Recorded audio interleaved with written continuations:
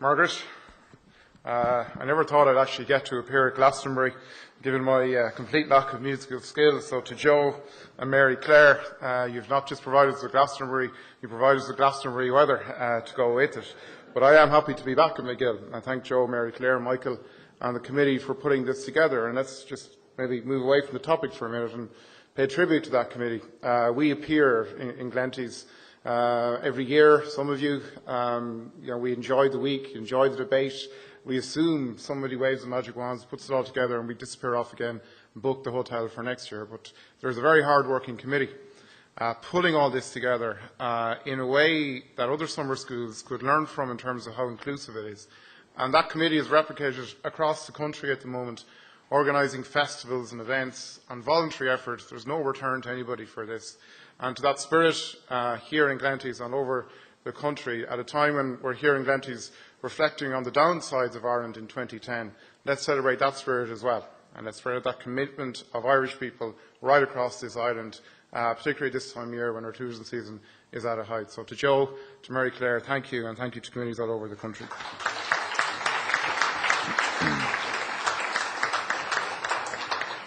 When the Taoiseach rang me the day of the reshuffle a couple of months back and presented this job to me, I asked him what I had done to him. Did I insult him in some way? But since then, I have spent a fair bit of time getting my head around the Irish public service and the civil service and everything that goes with it, our myriad of agencies, of legislation, of actors, of unions and everything that has had it. And I've made a couple of early conclusions. Firstly, I think the commentary around our civil service is incredibly focused and polarised, and focused on the worst aspects of it, and on pay and how pay relates. And very little effort and commentary is given to the actual people involved and their personal stories and their personal contributions. We had the most appalling tragedy in this county last week. 8 people killed in the blink of an eye, and I sympathise with their family and their friends. And I was in Jean doing a couple of events yesterday, and you can still feel it there, the sense of grief and loss. The response to that tragedy was led by public servants, by guards, by nurses, by firemen who are part-time in many cases and would have taken a phone call and gone there without thinking what they were going to. Nurses in Letterkenny A&E and doctors in Letterkenny A&E who didn't know what was coming into them and had to manage the grief and the desolation of that 8 hours.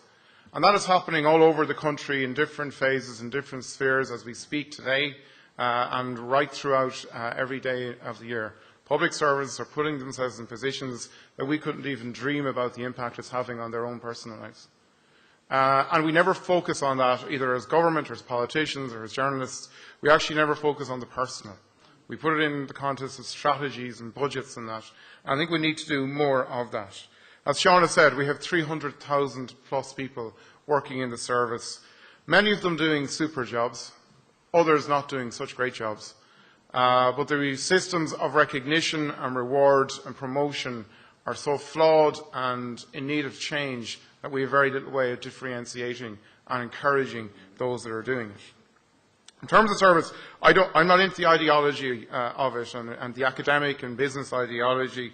Should we have Swedish big government or should we go small government and less employed in the service? We just have to be practical about what we're dealing with. The questions we need to answer are, what's our public service good at? What can it get better at? What can it co-deliver with the private sector or the not-for-profit sector? And that's not a political answer, a management or a union answer. We have to also look at what does the public service actually have to do in 2010 and 2010 plus. What is it going to do in the context of dramatically reduced resources in the years ahead? And are there things that it needs to stop doing? And that's where we're really bad. I think Blair mentioned something in the region of 500 plus agencies. And Don mentioned something similar, that we create agencies, and we're good at doing that. But when they've run out of steam and run out of relevance, we're not so good at decreating them. A couple of weeks ago, I met a group of agencies, and it struck me that there was maybe 10 or 11 of them involved in what I thought was the same area, with all of the paraphernalia that went with that, back office functions, different management teams, payroll systems. And I made a mental note to myself, and I was looking at notes that had followed when I left the meeting. They had prepared notes on how the discussion went afterwards. And one of the issues that was raised that day, ministers shouldn't meet us like this, he'll think there's too many of us. And that actually came back in a discussion at a meeting, kind of justify my own logic. But what we need to do is get better at answering those questions and keeping the discussion within the frame of those questions. And every service we offer and every service we're involved in can fit into that particular frame, and then we can work from there. And yes, there are private sector approaches. And I'm not saying, Blair or John, that the private sector have all the answers. They clearly don't in the last few years. But there's a lot of things that work in the private sector. There's a lot of things, a lot of ideologies, a lot of management systems that work. Don has shown us some of them today that will challenge us. And ultimately, the job is that we deliver better services to the people of the country. And if it works in the private sector, and if we have the expertise in the private sector, I'm not going to exclude it from the debate because it's coming from the private sector. And, you know, ideologies and debates around that, we need to move on. Croke Park, we have ratified it since we were here last. And to me, what Croke Park defines is a shared view between the management and unions about change in the public service. Change is going to be a far more efficient service. Change that ultimately has to deliver better services to the public, but also in doing so, better working conditions for those that work in the service. And this is not a government issue or a union issue. This is a matter for every one of those 300,000 people plus who work in the service.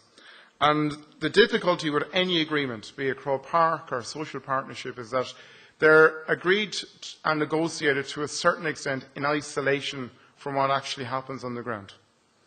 This one was done in Croke Park, was done through late nights, similar ones were done in government buildings. And this is going to make it more challenging for us to sell it on the ground, to implement it on the ground, and to work with the public services to make sure that they know what their role is, they know what the opportunities for them are in it. And that is the work that is underway now with the implementation body that we have set up, chaired by PJ Fitzpatrick, who this week has communicated his thoughts on it, with union representation and with management representation around it. And for me, the Croke Park Agreement is only one piece of the jigsaw. The transformation agenda, and I think Blair touched on this, is a much broader agenda item. And it has been on the block for quite some time now, and we've been talking about it for quite some time. We've been consulting, and until the cows have gone home, every night about changes in the service. The days for consulting and the days for talking are gone. We need to implement the change. And yes, it has to be done on a shared basis, but consultation cannot be a brake on progress that is needed and long overdue. The agreement provides for that transformation specifically in return for income and job protection. It also allows us to a model to share the benefits and any savings that we make from the transformation process back with those that work in the service. It delivers certainty about redundancies and about outsourcing of public service jobs. And I think in the context that we're in, and in the economic context that we're in, it's the best assurance that we have to provide those certainties, but also to provide us with a roadmap for change.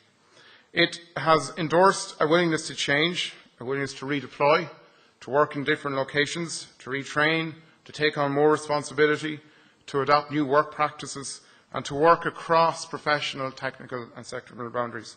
One of the most frustrating things to be a public representative at the moment is to find blockages in areas of public sector demand where there's not enough staff to deal with them. And then look at other areas of the public service where there are surplus staff who want something to do. But because of different city blockages in the past number of years, arrangements with unions, arrangements within departments, as Sean said, the silo effect, you cannot move people across to deal with where the demand is. And as Blair said, we need a service that is people-focused, that you don't have people waiting on the street for a passport, waiting on the street for a social welfare payment, or for any service. And we can do that now with respect for the staff involved by moving staff into areas where there is challenges. I have had, in the last year in the department, responsibility for redundancy payments, where we've had 7-month delays in paying people's basic redundancy entitlements. That is not good enough. But I have found it virtually impossible to get extra staff in We have located all of our surplus staff in the department into dealing with the backlog. But in terms of getting staff from other departments, it was impossible because of arrangements. And that is not fair on the person who's waiting for the redundancy payment. And I know that there are people willing to do so. And hopefully under Croke Park we will have the opportunity to move people around to where there are delays and people getting their basic entitlements. And that in itself will build confidence in our public service, will build pride in the service and the service that they deliver. The Croke Park, though, is March. It's relatively recent. The Transforming Public Services agenda has been around, as Blair has said, since 2008 in the context of the OECD report.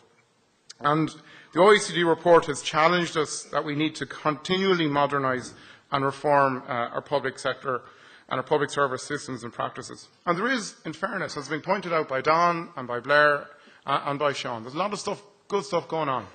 We had the Public Service Excellence Awards a few weeks ago in Dublin Castle, where some superb examples of excellent work were presented from across the service around the country. HSE, county councils, various revenue organisations, delivering a lot of new services online, our services that were community focused and community involved. And I think we need to celebrate more of that and use that system as a way to encourage and show that innovation is possible within our public service, that innovation is rewarded, and we actually need that those involved in those projects are rewarded. We need to renew our public service. We need to make it more resilient. We'll do that with greater redesign of services. We're going to have to reinvent a lot of the organisations. Some of them will be lost. It will also require a review of legislation, and that's one conclusion that I've come to. And Pat Rabbit last night and Don today has given us examples and some suggestions of some ways that legislation could be reviewed. And we will be coming back to that in the autumn. We're going to have to look at new channels of delivery for existing services. We're going to have to bundle services differently than we have to date. We're going to have to get rid of discontinued services. There's no sense in continuing to do things that are no longer of relevance to people just because we've always done them since the foundation of the state, and we don't have the ability to stand back for them and say it's time to move on and time to do things differently. And I think there's several examples of how we have done this. One of the more controversial ones in recent times was the Cancer Services Programme, where we have completely transformed and changed the way we deliver cancer services in this country. I think one of the speakers, it was Don, spoke about the health service having a kind of a broad budget. The Cancer Services Programme is different, with a ring-fenced budget, with a very good leader in Professor Tom Kane, who was able to communicate what he was doing, able to take on the various stakeholders in it. And now we are already seeing a change and a much better improvement in our outcomes for patients. So it's possible to do it. I think that if we take the attitude that it's an impossible task and it's going to be hard, so we better not do it, we better not shake it up, then we're not going to go anywhere. We'll be here this time next year again talking about public service transformation. And in fact, this is the 30th anniversary. I bet you we'll be here on the 50th anniversary talking about public service transformation, unless we take the initiative now and actually get on the road. And I think we have the tools in to do it. I have to lead the political charge of it and the political side of it. We have the Taoiseach is very involved in this through the Cabinet Committee and Minister Lenihan, as well through the Department of Finance. We are making some appointments, and it's not a case of bringing someone in from the private sector thinking that they have a magic wand and they're going to change it all for us in happy days. We're going to appointing a Chief Information Officer, a CIO, because we have so much going on in the public service in terms of e-government. There is so much of all of your and all of our information being stored on computers, right across the system, that we need somebody who's going to take responsibility for the management of that information, somebody who's going to take responsibility for using the internet and using the opportunities of that to make the services to you better. We need somebody who's going to take the responsibility to be the link person to encourage innovation throughout the service, and particularly in e-government. We're going to look at the shared services side of it. We have too much back office functions going on which are no longer needed. Pay functions in separate departments, in separate agencies, HR functions, as Sean has said, so much stuff that is getting in the way of us delivering better services that can be coordinated and facilitated much better. And we're confident that with a head of shared services we will get us to do that and drive that function on. We're pointing ahead of public procurement. The government is one of the biggest spenders in the economy, as has been pointed out. What we need to do is make sure we're spending that money better. We need to make sure that it is tied in some way to employment creation. In the last number of years, our procurement model has moved away from small Irish SMEs. We've got to bring it back and create employment using government money for Irish SMEs, and I'm heading up some work in that. We are moving to establish a senior public service. And that's not just another layer of management. It's not going to be a bunch of Sir Humphreys running around the place with rhymes and that. What we want to do is to have a cadre of people who will have expertise and the ambition to be shared across departments.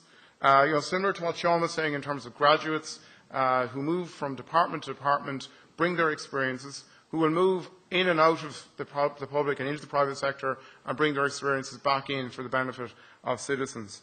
And we will be putting that into place in the coming months. And finally, we'll be completely reforming the way we make top-level appointments, some of the ones that Blair referred to. And we'll be reconstituting the top-level appointments committee with more outside members in the coming months in order to drive more change at the recruitment and selection level. And yes, it is madness that not every job in the public service is not advertised publicly, particularly at the time of where we have the moment of our unemployment, and that's something we need to change as well. Performance and delivery and accountability. They are the key verbs going forward. Everybody has to realise, working in the service, that they are responsible for somebody's, firstly, they're responsible for taxpayers' money. Secondly, they're responsible for somebody's concern or somebody's problem that to that person is the greatest thing in their life at that moment. And they need it solved and solved quickly. Not their file to be pushed around from desk to desk with the hope of not having to take a decision, push it up and somebody else will take the decision. And at the end of the day, whether that's you're queuing for a passport or whether that's you're waiting for a medical appointment or waiting on a house, that's a culture that we need to pervade it right across the system. We have to change the way we measure performance. Performance of organisations and individuals has to be aligned to specific targets and a specific service culture. We have to start measuring change and not things, and not files, not queues, measuring change, and change that has a positive impact on the citizen at the end of the day. It's not organisational completely, or structures or changes. We've got to focus our political system on it as well. A political system at the moment, that we have, and we've had enough discussion about it, without getting into it again today, that we have a habit of dumping on the service at times when to cover our own mistakes or cover our own responsibilities. That has to stop. We have a habit of wasting the service's time in the service of our very clienteless system. And the system is there, the system works, the system as it is at the moment, it has to be worked that way in order for this political system to, those of us who are in politics, to survive. And I often wonder when we're making reps, why are we doing this? We're doing it in order to keep my bread on the table and to keep my position in Leinster House. And in the system we have at the moment, that's the way it is. And there's some good discussion here on Monday night around that. But that has to change if we're demanding more change from within the civil service. We've got to demand change from ourselves as well, and the way that we operate things. Finally, Chairman, over the coming weeks, we will be launching the Public Service Advisory Board in order to give us a framework to distill all of these thoughts. There will be a mix of private sector people, not specifically from companies, people who don't have a day-to-day involvement, people from organisations. We're putting a lot of thought into the people who will serve on that board to guide this process forward and act as a forum for this process. But ultimately, this process cannot happen in isolation from the public. We need, in the transformation process, to involve the public and let them have their say on what services they want, what delivery mechanisms they want, and what changes that they are willing to propose themselves. And that's something that I want to do. I'm very conscious that public service transformation, I think Don mentioned T.K. Whittaker, and it's been on, public service transformation has been probably on the agenda since 1916, if not before. And there's a lot of people who have stood here and stood around the country and said, yeah, we're going to change things, it's going to be great, and happy days, won't it all be great. And I was just flicking through the brochure there earlier, and there's a poem on page 16, and there's a verse which I think is quite relevant. I've seen the hopes of childhood stifled by the hand of time. I've seen the smile of innocence become the frown of crime. I've seen the wrong rise high and strong. I've seen the fair betrayed. Until the faltering heart fell low, the brave became afraid. But still the cry comes out to me. The humbly voices call from the glen among the highlands of my ancient Donegal. That might be me next year. When we come back a year into this job, I don't know, will Joe call me back to account for the year and for some of the changes that we've outlined. But it is an interesting break in terms of my ambition. But I have an ambition for the service. And just because it's going to be hard, I'm not going to walk away from it, or I'm not going to give any less commitment to it. Of course it will be hard, but we have to do it. We have to do it in the interest of this republic, which is in need of a reform. And if we don't, then we'll be letting down the citizens of this republic. Agus